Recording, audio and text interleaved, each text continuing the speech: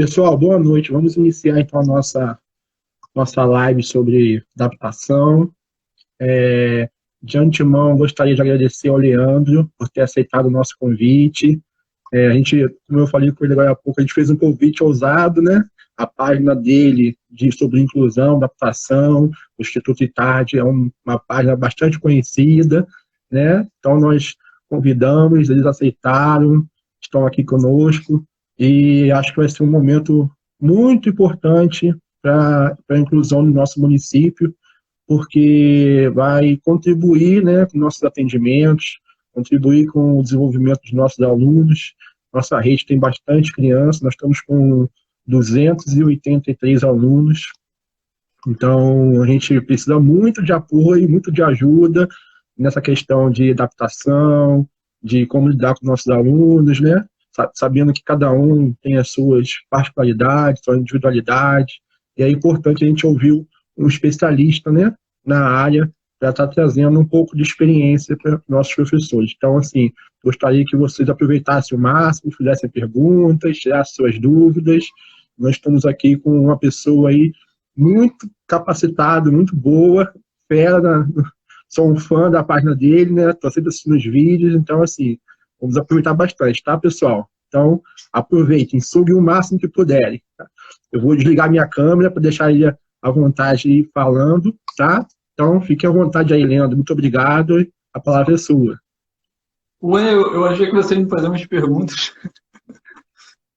Tá.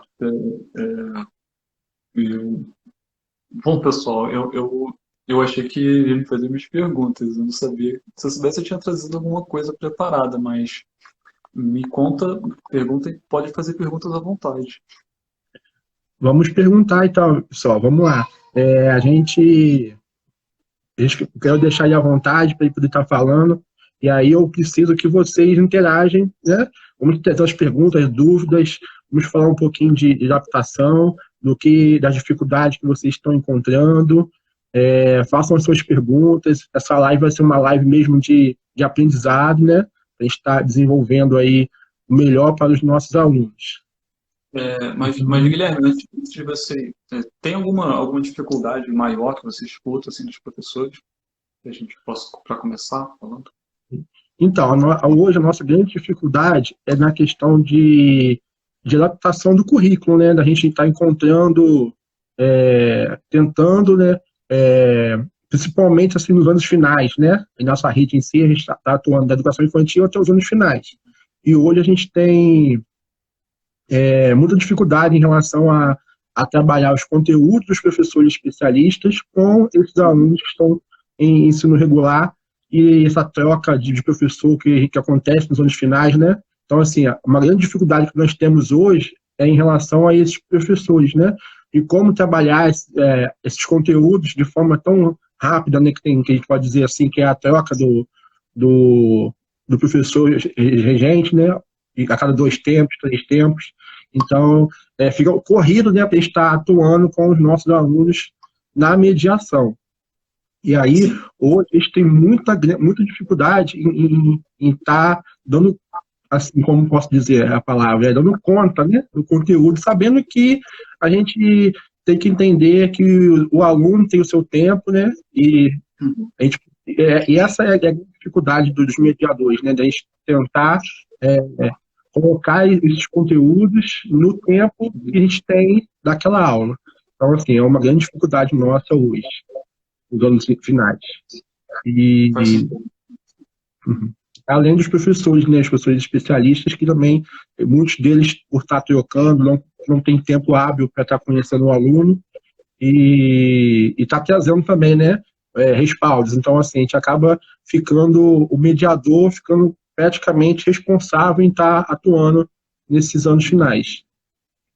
Mediador é o professor o profissional que acompanha o aluno com deficiência. Isso aí.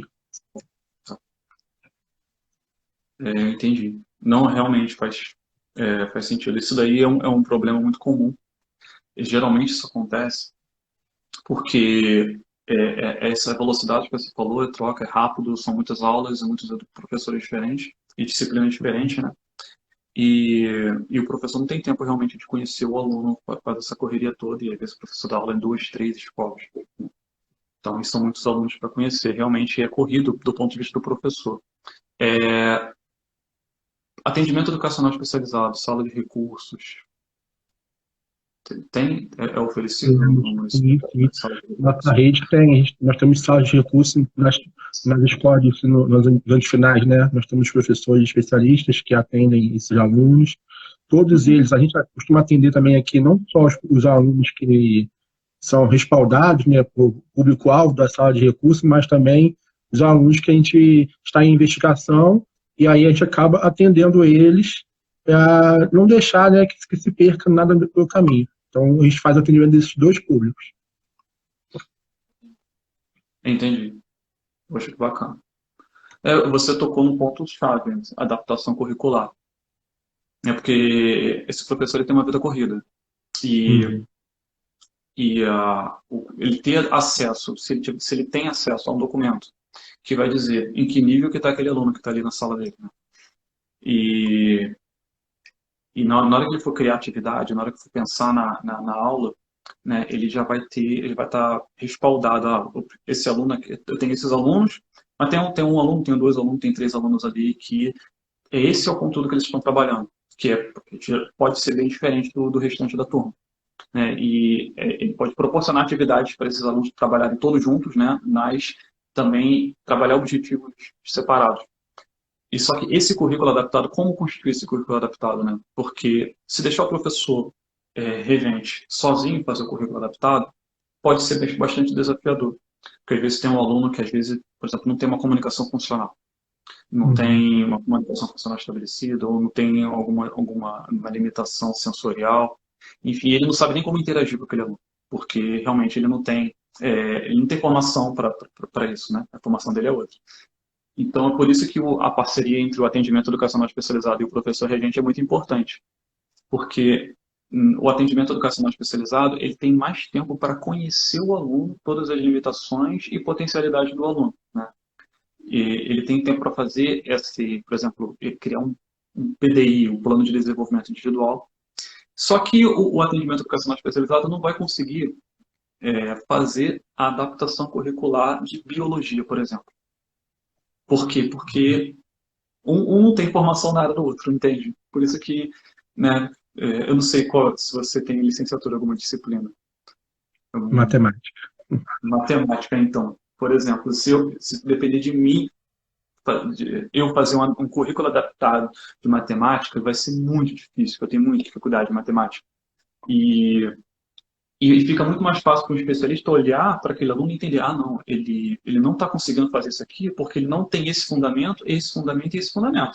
Então, esses fundamentos são mais importantes. Qual desses vem primeiro? Esse fundamento aqui vem primeiro, depois esse, depois o outro. Então, vamos trabalhar esse aqui. Fica mais fácil se o professor tem essa clareza, né? O professor de matemática tem essa clareza. Só que, às vezes, ele não consegue nem avaliar o aluno, justamente porque ele tem pouco tempo e porque ele não consegue interagir com aquele aluno. Ele não sabe como interagir, não sabe nem como começar a conversa com o aluno. Porque tem casos assim, o aluno, por exemplo, o aluno autista. Ele está ali falando com o aluno não está respondendo. E ele, como é que eu vou avaliar essa mão? Eu entreguei a folha para ele, está ali as atividades, ele não fez nenhuma. E agora? Né? Ele fica um pouco apreensivo, mas eu não sei o que fazer. Às vezes o aluno sabe fazer um monte de coisa, mas na hora da aula dele, o aluno parece que trava. Ele está faltando alguma interação. Então, é, deveria existir um momento onde o profissional de atendimento educacional especializado, o mediador e o professor dessa disciplina, de todas, no caso, né, de todas as disciplinas que esse aluno está cursando, vão sentar para fazer um currículo adaptado. E vão desenhar formas de avaliar esse aluno. Né? Porque talvez uma prova por escrito não seja o formato de atividade mais adequado para alcançar esse aluno. Talvez entregar uma folha de papel para o aluno preencher, resolver ou fazer uma conta não vai funcionar para ele naquele momento. Vai precisar de toda uma adaptação dependendo da necessidade específica. É por isso que para construir esse currículo adaptado precisa ter conhecimento de adaptação de atividade, porque nem sempre uma avaliação tradicional vai funcionar, né? precisa ter conhecimento de adaptação à atividade, precisa ter conhecimento de atendimento educacional especializado, de formas de interagir com alunos com síndrome de Down, com alunos autistas, com alunos cegos, com alunos surdos que usam livros, enfim. E precisa ter conhecimento na disciplina específica, no componente curricular específico que está sendo lecionado. E é um trabalho em equipe, né? É um trabalho em equipe. Só que muitas das vezes, por causa da correria toda, não tem esse momento de, vamos sentar agora, atendimento educacional especializado, talvez até um mediador, porque ele passa mais horas com aquele aluno, e, e o professor da disciplina, vamos desenhar um currículo adaptado desse aluno para essa disciplina. Aí você falou que tem mais de 200 alunos, né? Aí, Uhum. poxa, e anos finais e ensino médio. Quando a gente começar a fazer as contas, 200 alunos vezes todas essas disciplinas, né?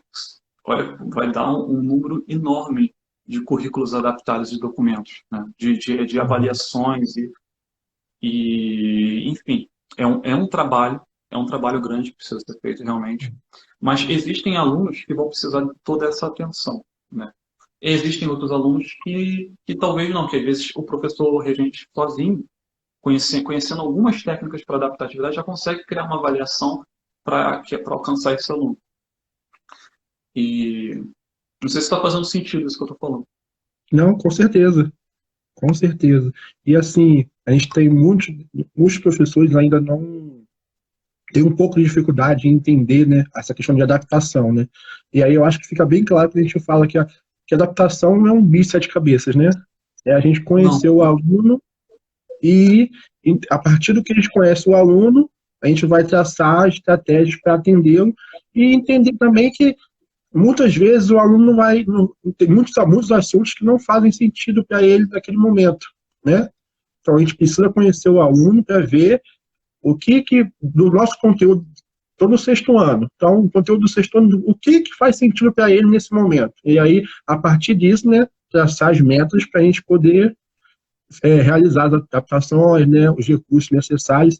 E eu percebo uma grande dificuldade, não assim, na questão de ser difícil, né, mas de compreender que a adaptação não é esse bicho de sete cabeças, né? A gente consegue, aos poucos, conhecendo o aluno, a gente vai encaminhando e vai traçando o passo a passo com ele, né? E a adaptação não é simples, não é apenas pegar uma folha né, e selecionar alguns tipos de exercícios.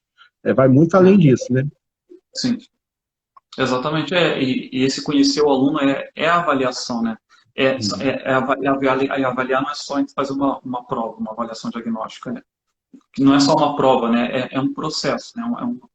É um processo realmente de conhecimento do aluno. Às vezes você não consegue fazer isso num dia só, né? E ao longo da semana, ao longo às vezes até no bimestre, você vai entendendo realmente ali qual a gente costuma, a gente tem uma estratégia de 3 fases, que é avaliar e planejar primeiro, aí depois a técnica para ensinar e depois criar o material em si, né? Só depois que eu tenho um objetivo, que é a primeira fase, avaliar e planejar, aí a gente define um objetivo.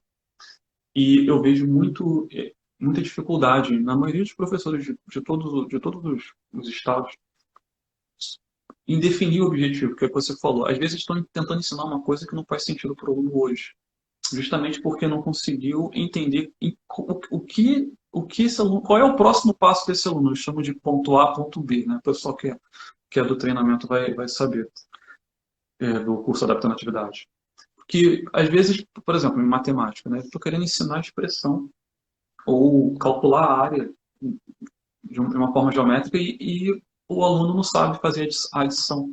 Ou ele sabe fazer a adição, mas só sabe fazer a adição até 2 dígitos. Passou de 2 dígitos, ele se perde totalmente.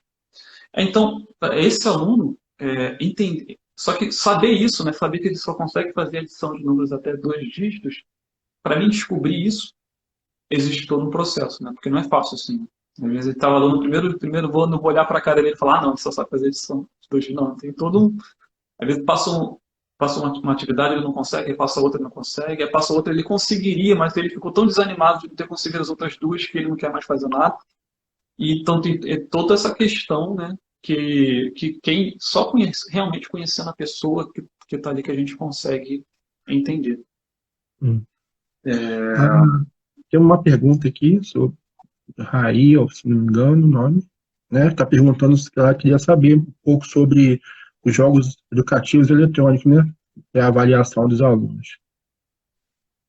Olha, eu sou super a favor de usar o que mais faz sentido para o aluno de entregar de atividade para avaliar ele. Né? É comum os jovens gostarem desses jogos eletrônicos e chama muita atenção e é um excelente recurso, né? Se tiver acesso, se tiver a possibilidade de usar, se fizer sentido, né? Dependendo do ambiente que está, se fizer sentido trabalhar com isso, às vezes numa sala de recursos tem lá o computador e dá para usar. Sabe? Ah, não, está numa sala de aula que não vai dar para usar agora. Tá, tudo bem. Então vamos lá para o laboratório de informática. Está no laboratório de informática, dá para usar. Não dá para usar todo dia? Não dá, mas dá para usar uma vez por semana, duas. Então, eu acho que vale muito a pena assim, explorar tudo que tiver que impressione o aluno, que chame a atenção dele, que desperte interesse, alegria, porque é uma forma de adaptar também, né? Não precisa ser sempre papel, quadro, livro, né? Dá para usar os recursos que os jovens gostam de usar, um Uhum. aplicativo específico para determinada atividade. Dá para criar atividade totalmente digital, tem aplicativos como o WordWall, que dá para criar, às vezes até no PowerPoint, aquele Google Apresentações do Google, dá para montar atividade ali também. Pessoal, e para te falar que para alguns alunos faz muito mais sentido dessa forma, dependendo do aluno. Dependendo do aluno. É claro que a gente precisa realmente entender, né, qual é a melhor forma desse aluno aprender. Para alguns alunos faz muito sentido usar recurso digital. Muito, muito, muito. Leandro, hoje a gente aqui ainda não temos mediadores, né? Que são os professores de apoio aqui na nossa rede. A gente ainda não atendemos os alunos com TDAH. E aí, é, o que você pode sugerir para os nossos professores para estar auxiliando na sala de aula, atendimento para esses alunos com TDAH com dislexia? Como que a gente pode estar vindo trabalhar, principalmente nos anos iniciais, né? Que é um momento que os professores têm mais tempo com os alunos, né? Você só um, e aí é mais fácil de trabalhar com esses alunos nos anos iniciais. Para os anos iniciais, para TDAH especificamente, é, usa a técnica de que para prender a atenção do aluno, né? Que eu vou falar aqui agora parece bobo, né? Mas, por exemplo, contar a história. Só que eu não estou falando para chegar e pegar um livro lá na biblioteca, isso aí vai contar uma história para o aluno. Não, eu estou falando em pegar o conteúdo que a gente quer ensinar. Qual é o objetivo? O que eu vou trabalhar hoje? Né? E envolver aquilo ali dentro de uma história. Isso é uma técnica para adaptatividade e funciona muito, muito, muito, porque o aluno, ele, na verdade, a sala inteira fica em silêncio ouvindo, né? Quando a gente consegue montar ali uma história bacana para aquele objetivo. E alguns professores podem pensar, nossa, eu vou criar uma história para ensinar adição, né? Poxa, faz sentido isso. Ou vou criar uma história para ensinar anos iniciais, deixa eu pensar. Enfim, um conteúdo aí dos anos iniciais.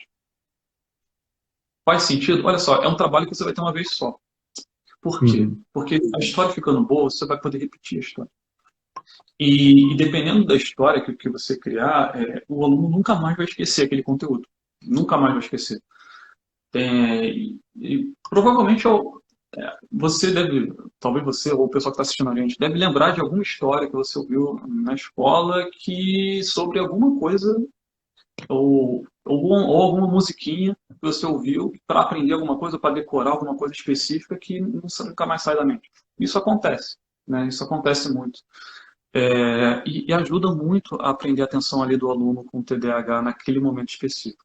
Tem as dicas básicas, né? As dicas básicas, botar o aluno para sentar na frente, perto do professor, afastar ele de alunos que falam muito, não ter muito estímulo visual colado nas paredes, esse tipo de coisa, né? Mas na forma de ensinar, eu apostaria em uso de histórias e uso de um vocabulário específico daquele aluno, que eu chamo da técnica do campo semântico, né? Que é você usar palavras estão no dia a dia do aluno, nas suas aulas, nas atividades, nos exemplos.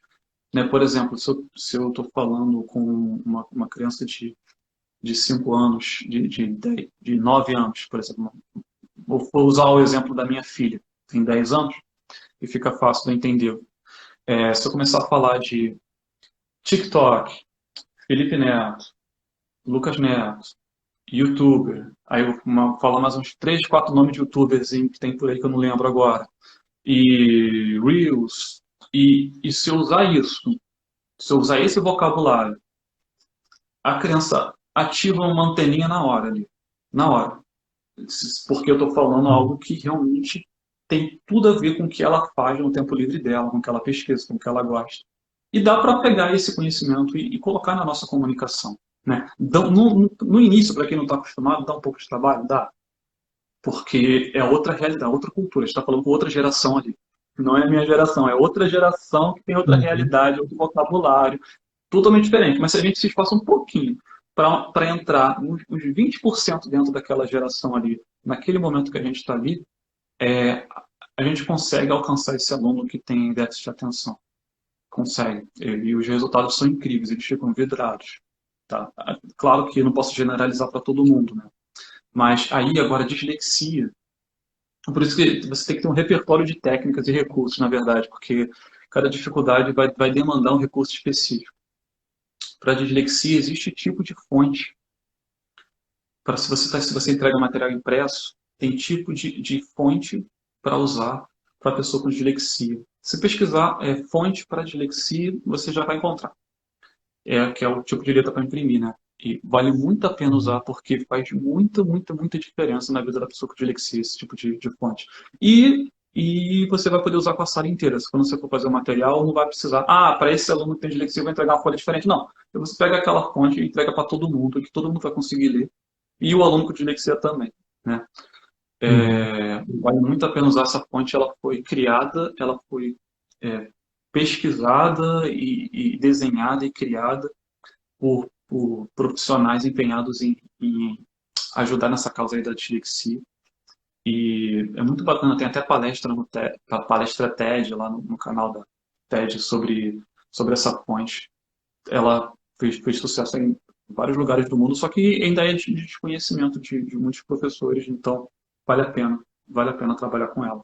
E 99% da comunicação na escola é feita através de escrita, né? É muito toda hora material para leitura, material para leitura, material para leitura. Então, realmente, o aluno com dislexia ele vai sofrer bastante se ele não conseguir fazer o uso desse material com autonomia. E essa fonte, ela ajuda a entregar um pouco de autonomia, sim, vale muito a pena usar. Aluno cego não sabe braille. Qual a alternativa? Rita. Isso. Pode responder essa? Tá. Deixa eu... Rita, minha primeira aula que eu gravei na minha vida dentro da área de educação inclusiva foi para um programa chamado DOSVOX. DOSVOX. Ele foi criado na UFRJ, no Laboratório de Tecnologia Assistiva da UFRJ, ele é gratuito. E eu tinha feito formação em computação antes, né? E quando eu conheci esse programa, eu instalei. Eu consegui usar ele facinho. Para mim, era muito fácil usar, né, na época. E eu vi, poxa, por que os professores não conhecem isso aqui, meu Deus? Eu fiquei pensando, né, isso precisa ser divulgado. Nunca ouvi falar desse programa antes. E aí, conforme eu fui descobrindo, eu vi que dá para a gente usar ele com todo mundo. Você pode usar com todos os alunos, até os alunos em fase de alfabetização. Por quê? Porque o aluno, como ele aperta a letrinha, por exemplo, a letrinha A no teclado, o computador fala A. Ele aperta e vai lá e escreve C-A-S-A, e o computador vai lá C-A-S-A, e você aperta para trás e... Agora eu não lembro se é para trás ou para cima, você aperta lá no teclado e aí o computador lê casa. Aí eu falei, nossa, que bacana, né? O aluno que não enxerga, ele vai conseguir ter acesso ao material escrito através desse programa. E o aluno que está em fase de alfabetização vai conseguir montar ali sílabas e fazer combinações de palavras e testar. Mas será que é assim que escreve? Vamos ver. Não, vou trocar. O som não está bom ainda. Vamos trocar essa letrinha? E o som está esquisito ainda. Vamos lá, vamos trocar. E é incrível, né? Claro que o aluno vidente, né, o aluno que enxerga, ele vai fazer o uso da tela e vai conseguir ver o que está acontecendo ali. Mas o aluno cego, ele vai acabar memorizando a posição das teclas no teclado de tanto ouvir quando ele aperta aquela... E você tem a opção de, como ele não sabe braille, você tem a opção de colar adesivos de braille no teclado também, para toda vez que ele for usar, né, ele já vai acostumando ali com as letras, né, pelo menos as principais letras. Para a pessoa cega que não conhece Braille, realmente eu não vejo um outro caminho além da tecnologia, porque com um notebook na mesa ou usando um computador, ele vai ter autonomia para fazer leitura de texto, você vai conseguir entregar textos para ele vai conseguir escrever para você e você vai conseguir ler o que ele escreveu. E vai ser criado um canal de comunicação ali. Às vezes o aluno pode até saber Braille, né, e pode ter até uma máquina Braille ali na escola. Só que para esse aluno escrever em Braille, para o professor regente ler o que ele escreveu, existe um professor regente que também saiba Braille. Isso não vai acontecer. Não vai acontecer. Eu não sei Braille. Eu preciso ficar olhando lá o que está marcado e ter que consultar lá na tabela, letra por letra, para me achar. Não dá. Mas com o recurso de tecnologia, a pessoa cega escreve e a pessoa que não é cega consegue ter acesso àquele material. E a pessoa que não é cega escreve também, e a pessoa que é cega consegue ter acesso àquele material, porque o programa, o DOSVox, que é gratuito, né? Se você pesquisar no Google, vai aparecer o site lá do FRJ e você vai poder baixar e começar a usar. Vai te mostrar, criar essa possibilidade, vai sintetizar a voz, isso é um nome técnico da coisa. É um sintetizador de voz. E é incrível de usar, é incrível. Vale muito a pena. Fui substituir uma aula que tinha um aluno cego de 6 anos e fiquei assustada. É, o, Provavelmente esse aluno não tinha um notebookzinho na sala.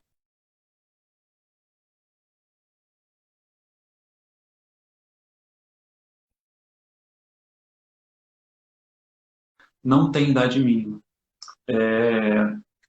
Tem que eu não vou lembrar agora o nome do artigo que eu li sobre o DOSVox. Eu até conto essa história lá no curso. Como é que é? O nome dele é Wagner, que ele escreveu ele fez um estudo de caso sobre o DOSVox em Campos dos Goytacazes, aqui no Rio também. E uma aluna que estava com 6 anos, não, 7 anos, e não foi aprovada na alfabetização, não alfabetizou. E aí passou mais um ano, 8 anos, se eu não me engano, não alfabetizou. E não aceitavam que ela estava alfabetizada, ela era cega, mas por ela não conseguir ler o braille, não sei se ela tinha algum problema de sensibilidade nos dedos, alguma coisa, mas ela não conseguia ler o braille. Só que desde os 4 anos de idade ela usava DOSVox e já escrevia normalmente, alfabetizado no teclado, mas no papel não. Né? E aí foi feito todo um trabalho na escola para essa aluna poder ter acesso ao notebook em sala de aula. E ela foi considerada aprovada na alfabetização, na classe de alfabetização. Esse aluno ter um notebook em sala de aula vai funcionar como se fosse o caderno dele. Né? Se ele precisar escrever alguma coisa, se ele precisar ter acesso a algum material escrito, dá para ele começar por aí. Vou te fazer uma pergunta, como um caso, né? Não é um caso nosso, mas uma pergunta que eu ouvi em outra palestra e acho interessante a gente fazer aqui para que todos, né, também instiguem aí as pessoas a pensar sobre isso.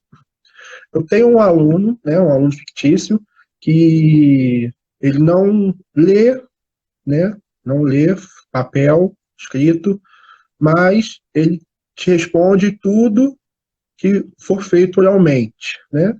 Todas as perguntas que forem feitas oralmente a ele, dos assuntos relacionados ao ano de qualidade em que ele está, ele vai saber te responder.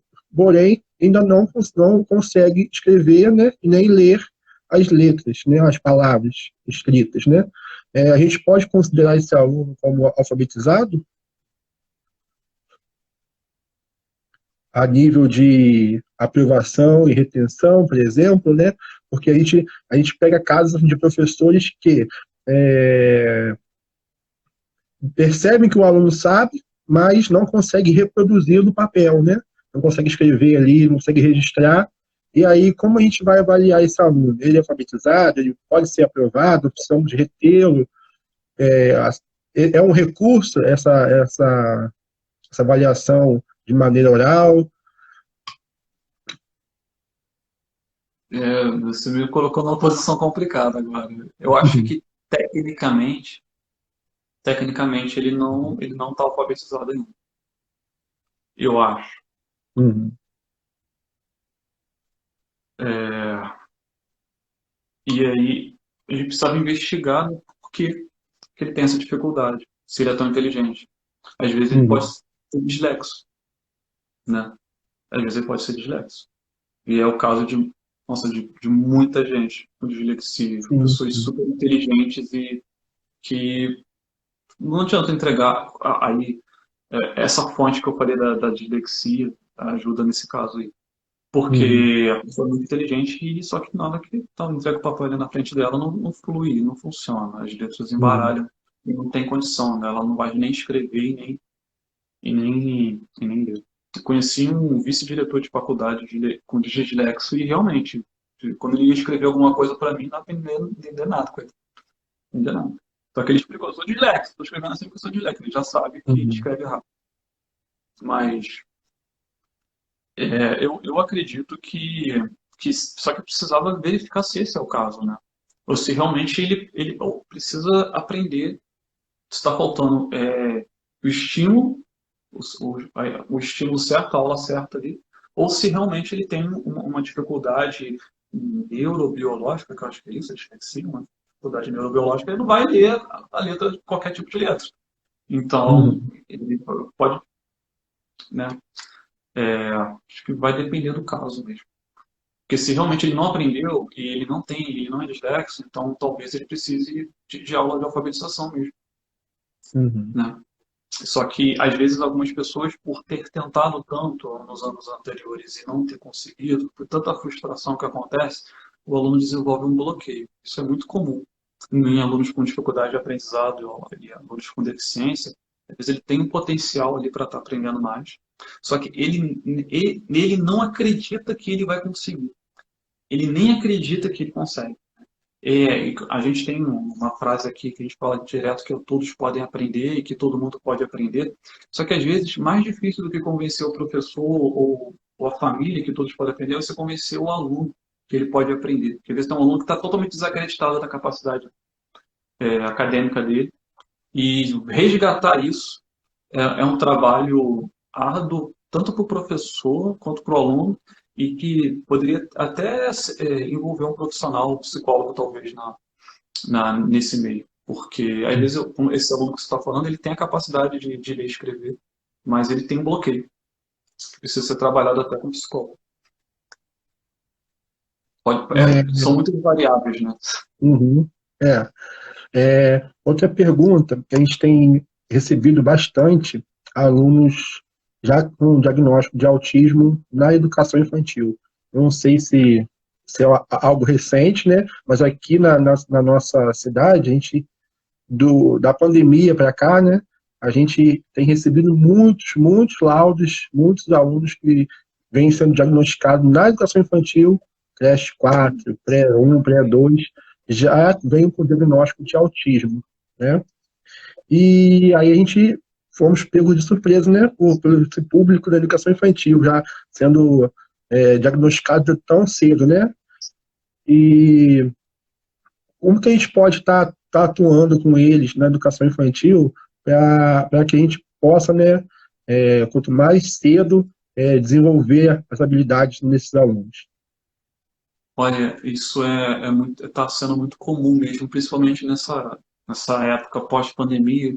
Inclusive, vários estudos agora pós-pandemia, né, feitos nas crianças, estão indicando um atraso no desenvolvimento da comunicação, desenvolvimento do motor, desenvolvimento socialização, e pode aumentar realmente aí o número de diagnósticos de autismo. Existem profissionais que às vezes estão diagnosticando de qualquer maneira, isso acontece, Uhum. né? Uhum. A criança apresenta alguns sinais ali e o Daí o médico que está ali, o pediatra, o neuropediatra, já joga logo para o autismo para ou pensando em fazer isso para a criança receber mais estímulo, ou às vezes por desconhecimento, mas o importante é ficar alerta à comunicação. Eu acredito que o que mais deveria ser estimulado, tanto na pré-escola quanto nos anos iniciais, é a comunicação. E essa comunicação ela pode ser estimulada desde de bebê, de 6 meses de idade, 7 meses, 8 meses, pode ser estimulada a comunicação usando recursos de comunicação alternativa. Não vai prejudicar a fala, não vai prejudicar a aquisição da fala, e vai, pelo contrário, vai estimular a comunicação e vai ampliar o vocabulário daquele aluno. Né? Não é incomum receber crianças de 3, 4, 5 anos que sem comunicação nenhuma verbal e sem nenhum outro estímulo de comunicação sendo trabalhado na escola. Né? Ele faz recorte, ele faz pintura, ele faz desenho, ele brinca de algumas coisas, de outras ele não quer, mas estímulo direcionado à comunicação de forma consciente, intencional e organizada. Hoje foi trabalhado isso, resposta foi isso. Hoje foi trabalhado isso, resposta foi isso. Hoje foi trabalhado isso, ele não conseguia oferecer ajuda e aconteceu isso. Aí, esse tipo de plano de intervenção faz muita falta na área de comunicação desses alunos. Tanto é que se a gente estimulasse a comunicação desde como é que tem nome isso, né? Estimulação precoce. Se fizer estimulação precoce desde lá da pré-escola, a chance desse aluno ter uma regressão do, do diagnóstico, né? Às vezes foi diagnosticado com um nível tal, agora no nível da autismo severo, não sei, né? Às vezes o pessoal usa esse nome, às vezes usa esse nível de suporte 3, nível de suporte 2. A chance de ter e até mesmo não ser diagnosticado depois, pode acontecer. Justamente por quê? Porque é uma criança pequenininha e a gente não sabe o que vai acontecer ali, né? Às vezes o médico dá um diagnóstico, só que pô, a criança tem muito, muito para ser estimulada ainda. E o que vai ser feito daqui para frente pode fazer total diferença na evolução dela.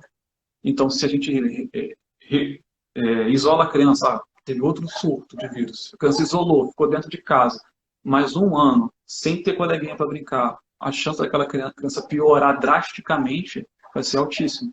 Né, e receber até um diagnóstico pior depois. Mas não, a criança recebeu estímulo de comunicação alternativa, suportes visuais durante um ano inteiro na pré-escola. A chance daquela criança ser outra criança totalmente diferente e a família recebeu instruções e conseguiu fazer apoio em casa também, conseguiu dar continuidade a essa intervenção. A criança foi acompanhada por fono, o fono passou instruções para os professores do que deveria ser trabalhado. Isso faz muita diferença.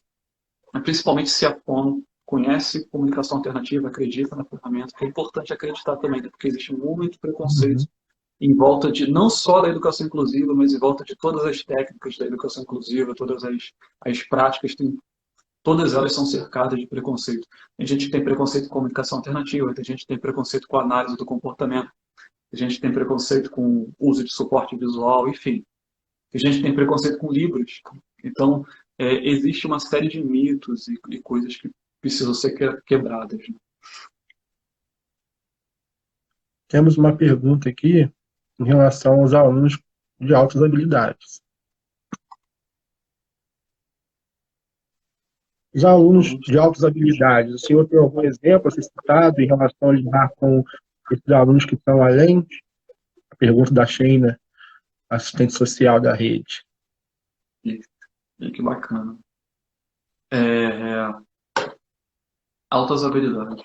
Olha, eu não tenho um exemplo, uma história para te contar de um caso que eu conheço, mas, na verdade, eu falo muito pouco de altas habilidades. Basicamente, o que eu conheço é a complementação curricular, só que... Shane, você me pegou. Uhum. Eu tenho a complementação curricular, dá para trabalhar outros assuntos, né, com esse aluno e expandir os assuntos vistos em sala de aula.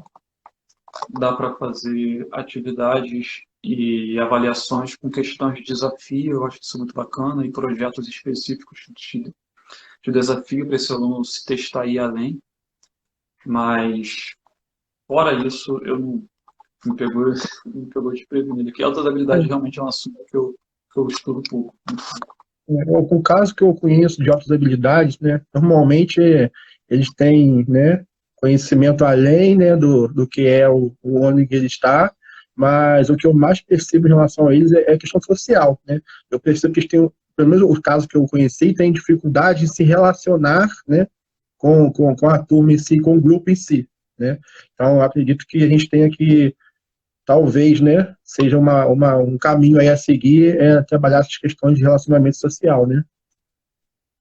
Isso é muito importante. Essa questão social, essa questão de trabalho em equipe, competência socioemocional, isso são projetos, né, e trabalhos, né, que dá para fazer, que dá para a gente fazer na escola. Mas, inclusive, tem lá nas competências gerais da BNCC, né, trabalho em equipe, cooperação, esse tipo de coisa, né? E é super desafiador incluir esses alunos, porque isso não acontece naturalmente, você está falando. É uma coisa que precisa ser estimulada, né? Para alguns casos. Alguns casos. Sim. Mais alguma pergunta? Vamos ver. Pessoal que está assistindo, que gostaria de fazer uma pergunta, gostaria de entrar para falar, fica à vontade, tá? Esse é o momento que nós temos para trocar mesmo, para tirar as dúvidas, para aprender um pouco mais. Então, aproveitem. Bom, nessa idade de 4 anos, qual é o benefício da música no aprendizado e comunicação? Eu não sei te dizer qual é o benefício da música explicitamente na idade, nessa faixa etária. Hum, não sei. A gente trabalha com técnica de você transformar atividades e aulas e, e conceitos que o aluno precisa decorar em músicas, né? A gente faz até exercícios disso. Você pega uma ideia e transforma, cria uma música para o aluno aprender, fica mais fácil. Para alguns alunos que são mais auditivos, fica muito mais fácil isso. Mas eu não sei dizer exatamente qual o benefício do aprendizado e na comunicação nessa idade, tá? Mas o que a gente vê por aí é que funciona muito bem, né? Em campo, né, essa idade, trabalhar com música com a criança faz muito sentido. A gente vê isso acontecendo direto. Que eles se interagem, que eles cantam, que eles repetem. Práticas para aluno autista em sala de aula que não tem leitura. Isso seria. Então, a gente precisava avaliar esse aluno para entender em que momento que ele está. Né? Porque se você fala que ele não tem leitura, você já faz segundo ano. Então, é preciso fazer uma escolha. Segundo ano do fundamental, né? Então é preciso fazer uma escolha aí. Por quê? Porque se a gente escolher o caminho de, ele não tem leitura, mas então, como ele não tem leitura, eu vou entregar o conteúdo para ele de um jeito que ele não precise de leitura. Isso é um caminho. E se a gente seguir nesse caminho, esse aluno vai sair da escola lá no ensino médio sem aprender a ler e escrever. E a chance dele ter aprendido algumas coisinhas é grande, mas aprendizado profundo mesmo, dos conteúdos que foram passados, não, vai ter aprendizados superficiais. Por quê? Porque sem leitura fica muito difícil você aprofundar, né, nos conhecimentos e ter um aprendizado realmente com base, né, com estrutura. E tem um outro caminho, que o outro caminho é insistir na alfabetização, que é o caminho que eu acredito ser mais eficiente para essa pessoa, para a vida dela no futuro. Porque quando ela sair da escola, se esse aluno sair da escola sabendo ler e escrever, ele já vai estar ele vai estar mais preparado para a vida do que o aluno que saiu da escola sem saber ler e escrever. Não sei se você concorda comigo, Guilherme.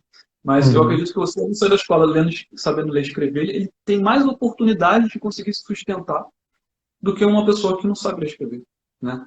Então, eu acredito que o foco deveria ser na alfabetização, principalmente esse aluno que está no Fundamental 1 ainda, porque quando ele partir para o Fundamental 2 e depois ele vai partir para o ensino médio, a chance de alguém lá no ensino médio parar para alfabetizar ele vai ser bem baixa.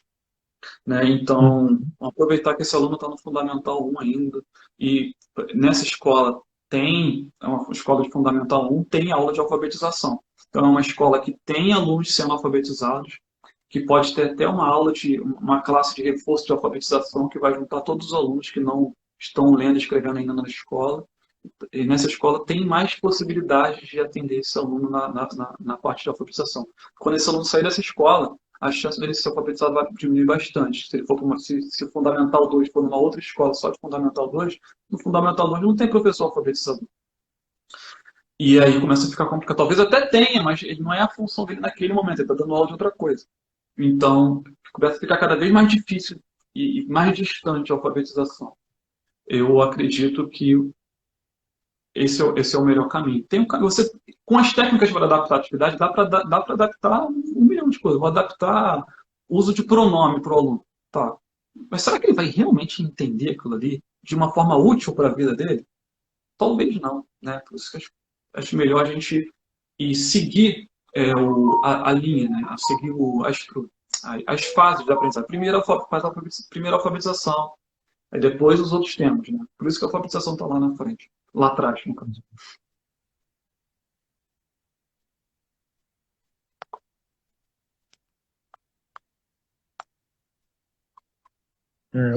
O Tiago, ele trouxe, né, uma contribuição dizendo que a atualidades é um campo com poucos estudos, né? E a gente percebe a dificuldade que os médicos têm em avaliar e diagnosticar esses alunos. Porque na escola que acontece melhor essa observação, né? Essa observação mais específica, né? É, exatamente. E, É, tem uma avaliação. Ah, como é que é o nome da avaliação? O meu filho fez essa avaliação, é a avaliação neuropsicológica. hum, Esse é o nome? Esse é o nome. Avaliação neuropsicológica. A partir de 6 anos já dá para fazer. E aí nessa avaliação verifica se o aluno tem TDAH, por exemplo, que é o caso do meu filho, e verifica também se ele tem altas habilidades ou se ele tem algum atraso, um déficit cognitivo, né? E essa avaliação é muito bacana de ser feita. Se a pessoa tiver a oportunidade de fazer, porque eu acho que não dá para fazer no SUS, não. Eu acho que não. Mas hum, se tiver oportunidade, vale muito a pena. É um investimento para o aluno para se conhecer o aluno ali, para conhecer o filho, né, no caso. Os pais. é. Leandro, você poderia falar vamos dizer, uma pergunta? Só um minuto. Patrícia, concordo sobre aprovar o aluno não alfabetizado. Você concorda sobre aprovar o aluno não alfabetizado para atender a parte socioemocional do aluno? Pergunta da Patrícia. Então, Patrícia, é um campo delicado também, né? O que acontece? Se for, vai depender de cada caso, porque se esse aluno for aprovado e for ir para uma outra escola, onde ele não vai ter a menor chance de ser trabalhado a alfabetização, olha, então eu acho que vai ser melhor para ele continuar na escola que ele está. Né? Mas se ele for, por exemplo, se for aprovado e está continuando na mesma escola, vai mudar de turma, vai mudar de sala, mas está na mesma escola, e nessa escola é possível ele frequentar uma aula para alfabetizar, e uma vez por semana, 2 vezes por semana, não sei. Então, talvez faça sentido ele avançar na turma, mas ele ainda está dentro daquela estrutura onde tem possibilidade de ser trabalhado a alfabetização. Né? Tem escolas que fazem classe de reforço, né? Para trabalhar um tema específico. E isso, se tem esse recurso, então eu acho que tudo bem aprovando o aluno para ele continuar com os amigos. Né? E com os pares de idade, que é importante, né? Ele está com os pares de idade. Mas se isso for afastar o aluno da alfabetização, então a gente tem que pensar com carinho, porque vai ficar, é aquilo, cada ano que passa, fica mais difícil desse aluno ser alfabetizado. Principalmente se ele não tem recurso externo. Não, lembra, ele tem um professor particular que vai trabalhar a alfabetização com ele todo dia. Ah, maravilha, então. Maravilha. Mas se não tem esse recurso, realmente a gente precisa pensar com carinho. Aí vai depender do caso de cada família também. Porque tem família que vai poder oferecer esse suporte. Aí a Vânia também pergunta, né, parecido com a pergunta anterior, que se os alunos que ainda não são diagnosticados, né, provavelmente deve estar em investigação, né? É viável reter? É, os alunos ainda não diagnosticados, é viável ser retido? Hum, olha, eu acho que a gente pode aplicar a mesma ideia, Vânia. Independente do diagnóstico desse aluno, a mesma ideia. Ele não foi Uhum. alfabetizado.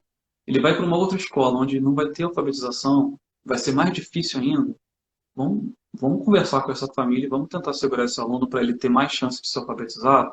Ou então, não, ele vai continuar na mesma escola, existe a possibilidade de ter uma classe de reforço de alfabetização nessa escola. Poxa, então talvez valha a pena. Ah, não, ele vai continuar na mesma escola, mas não tem como botar mais um aluno lá na sala de alfabetização porque não cabe mais, não tem estrutura, não tem profissional, não dá para fazer. Nessa escola é impossível. Então, talvez tenha outra escola próxima, ou dá para a família, tudo vai ter que ser.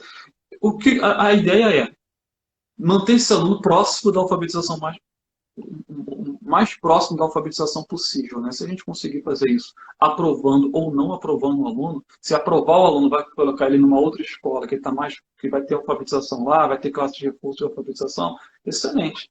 Agora, se aprovar o aluno vai jogar ele para longe da alfabetização, isso tem que ser pensado com carinho e tem que ser explicado para a família também, né? Para a família entender o que vai acontecer, que vai ficar cada vez mais distante. A distância entre o nível de conhecimento desse aluno e a capacidade dele de leitura e escrita dos colegas vai ficar cada vez mais evidente. E daqui a pouco, quando tiver 10, 12, 15 anos, isso vai estar gritante, pois ele vai estar numa sala onde está todo mundo escrevendo, lendo, e ele vai estar ali precisando de suporte o tempo todo e de ajuda o tempo todo. E essa ajuda que ele vai receber o tempo todo vai fazer mal para ele. Então, às vezes, vale a pena ele ficar 1 ano, 2 anos, com uma diferença de idade de 1 ano e 2 anos com os colegas agora, quando ele é menorzinho, do que ter uma diferença de habilidades muito grande depois, por todo o Fundamental 2 do ensino médio. Né? Eu acho que hoje o grande desafio aí é quando o aluno chega nos anos finais, né, no fundamental dos anos finais, sem estar alfabetizado, né? Nós temos É, muitos casos assim que o aluno acaba chegando lá e não está alfabetizado. E aí a gente passa bastante perrengue, né? Já porque tá. não tem a aula de alfabetização, a classe de alfabetização não tem. E existe. Eu estava até conversando com uma professora sobre isso. A professora estava perguntando se Leandro, sou do atendimento educacional especializado. Eu posso dar aula de alfabetização para ele? Então, poder pode, mas só que é outra função, não é? Ela vai estar exercendo outra função. A função do atendimento educacional especializado não é alfabetizar e nem ensinar nenhuma outra disciplina, né? É remover barreiras e criar a possibilidade para o aluno fazer sozinho, com autonomia. É despertar autonomia, né? Despertar autonomia não. Criar recursos e ensinar o aluno autonomia para esse aluno poder estudar com menor ajuda possível. Mas se essa professora, por exemplo, é uma professora que ela consegue alfabetizar, ela tem habilidade para alfabetizar, ela tem esse conhecimento, e ela pode fazer isso, isso tem que ser conversado com a direção. Então, eu queria, durante tais horários, dedicar à alfabetização. A gente pode fazer isso, eu sei que é uma outra função, mas eu tenho essa competência, e se todo mundo estiver de acordo, a gente pode fazer, porque vai ajudar essa pessoa, né? Uhum. Mas no ensino médio, realmente, a escola do ensino médio, é difícil você ver isso acontecer. E esse aluno, provavelmente, ele vai. A chance desse aluno se alfabetizar depois vai ser na educação de jovens e adultos. Que a gente vê Uhum. muito. Eu já tive com muitos educadores da educação de jovens e adultos, de pessoas com deficiência, que alguns estão trabalhando na alfabetização, outros desistiram e estão tentando ensinar alguma profissão que não dependa da alfabetização ali. Mas é complicado, complicado. Quanto mais cedo conseguir, né, alfabetizar, melhor. Por isso que quando a gente tem que se perguntar, será que eu aprovo ou será que eu não aprovo? Será que eu passo esse aluno para o próximo ano sem estar alfabetizado? E preciso fazer essa conta com carinho, porque depois que ele vira um jovem adulto, fica muito mais difícil encontrar profissional que faça esse trabalho, inclusive. Uhum. O Leandro, você pode trazer para a gente um pouco sobre o seu trabalho em relação a seu perfil, seu Instagram, né, sua página que fala, traz material sobre adaptação em geral, né? Você vai falar melhor do que eu, né? Do que você oferta, né, aos professores na sua página. Você pode Não, trazer tá bom. Bom, pessoal, para quem não me conhece, meu nome é Leandro Rodrigues. Isso já está decorado, esse script.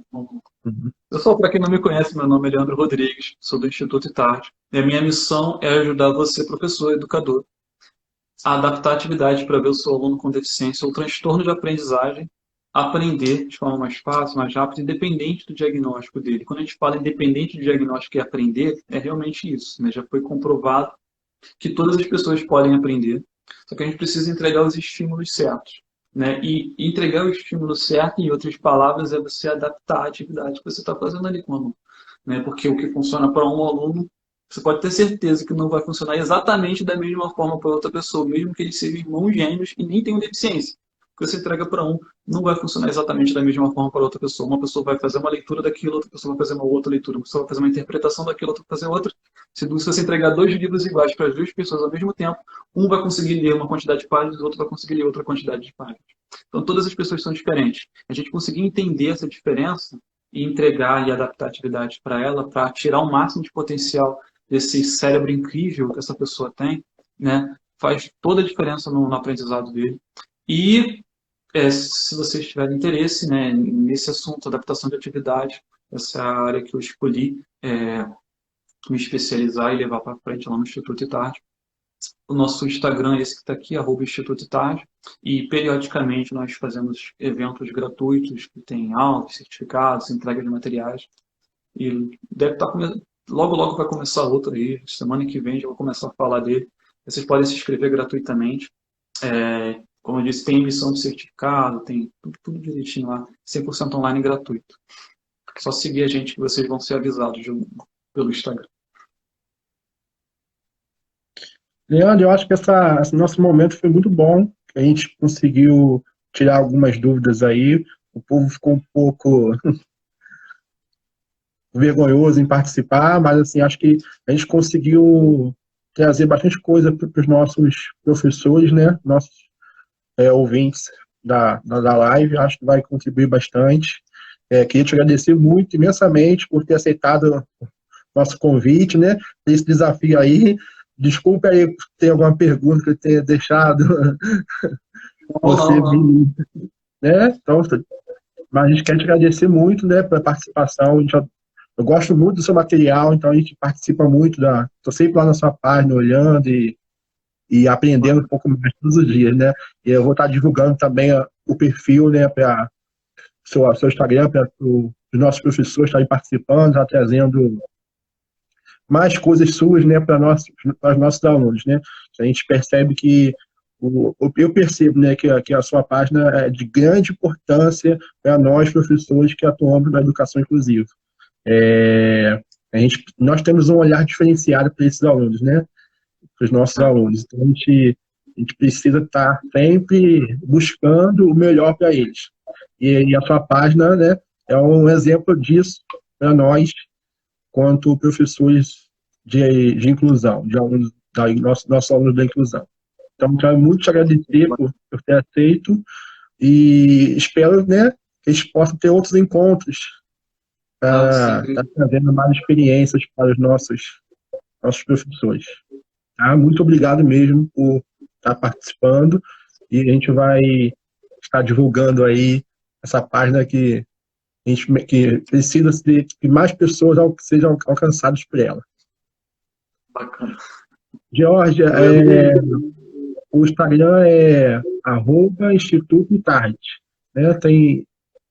Não tem traço, ponto não, né, Leandro? Não tem não. Tá.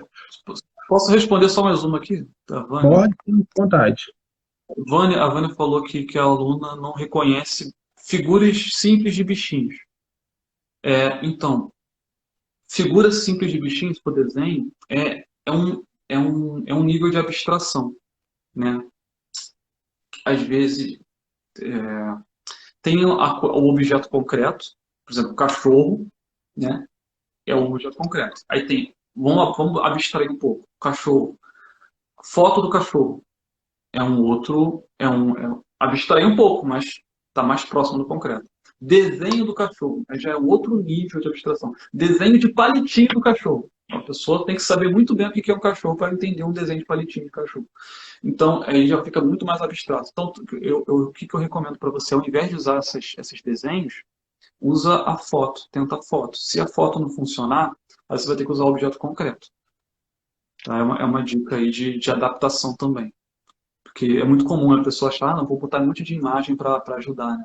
Só que às vezes você coloca desenho que o aluno ele não entende aquele desenho ali porque ele não conhece nem o objeto concreto, nem a representação concreta daquela coisa, e o desenho está muito abstrato. Às vezes uma foto consegue aproximar bem mais da realidade para aquele aluno entender. E letra e número com certeza não vai pegar. Se não consegue reconhecer o desenho, não vai reconhecer letra nenhuma.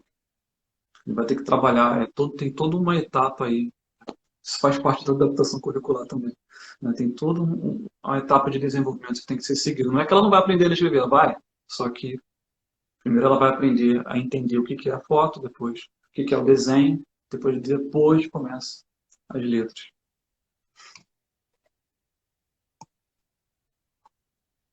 Guilherme, você agradeceu, eu agradeço demais também o convite, eu fico muito feliz, né, desse entusiasmo, dessa procura, e porque faz diferença, né? Porque existem pessoas que estão lá cumprindo o horário e existem pessoas que estão com uma missão, uma causa, um propósito.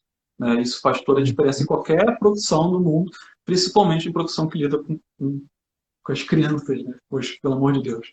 Então, parabéns aí pelo empenho, pela organização e que você está fazendo, o trabalho que você vem fazendo. E sempre que precisar, a gente está aqui para tentar ajudar o melhor possível. Muito obrigado. Muito obrigado mesmo, Leandro. A gente está, aos pouquinhos, né, a gente vai caminhando e vamos buscando sempre o melhor para os nossos alunos, né? Eles merecem o melhor, né, de nós, né? E, assim, nós temos uma equipe muito boa, né? Nossos professores, nossa equipe em geral, elas são pessoas que estão empenhadas em trazer o melhor para os alunos que estão sendo atendidos por eles. Então, deixo aqui também já meu agradecimento aos professores que estão presentes na live. Muito obrigado pela participação e vamos aproveitar aí nosso amigo Leandro, né, nossa página do Estudo de Tarde, e vamos pegar bastante conteúdo lá para nossos alunos. Tá bom, pessoal? Muito obrigado aí pela participação de todos. Vou estar encerrando para a nossa live e até a próxima. Até a próxima, Guilherme. Obrigado. Tchau, tchau, Tchau, pessoal. tchau, gente. Muito obrigado, Leandro. Valeu. Tchau, tchau. Tchau, tchau.